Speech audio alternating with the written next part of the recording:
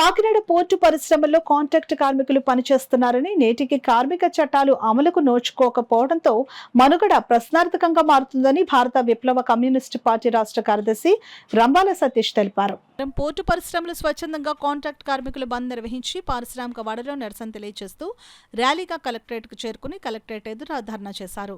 ఈ సందర్భంగా రంబాల సతీష్ మాట్లాడుతూ పోర్టు పరిశ్రమల్లో పనిచేస్తున్న కాంట్రాక్ట్ కార్మికులకు కనీస వేతనం 20,000 రూపాయలు అమలు చేయాలని, పీఎఫ్, ఈఎస్ఏ లాంటి కార్మిక చట్టాలు పటిష్టంగా అమలు చేయాలని డిమాండ్ చేస్తున్నామని అన్నారు.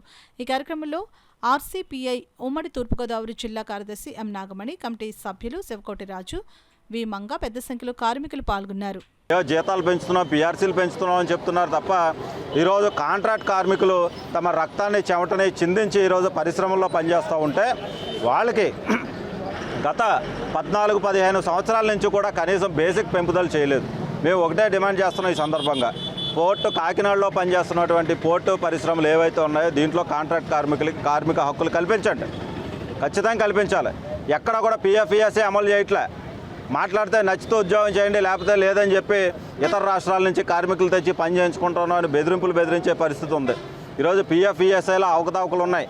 కాంట్రాక్టర్లు దోపిడీ చేస్తున్నారు, యాజమాన్యం పట్టించుకుంటలేదు. యాజమాన్యం కూడా కుమ్మక్క అయిపోయింది. ఈరోజు కార్మిక శాఖ అధికారులు డీసీఎల్ ఆఫీస్ ఎందుకుందో ఎవరికీ తెలియదు. కనీసం డీసీఎల్ అధికారిని కూడా ఇప్పటికే పూర్తి స్థాయిలో నియమించలేదు. కార్మిక శాఖ అధికారం ఉంది, సెక్యూరిటీ లేదు. అసలు ఏం చేస్తున్నారని అడుగుతూ ఉన్నాం, ప్రశ్నిస్తూ ఉన్నాం.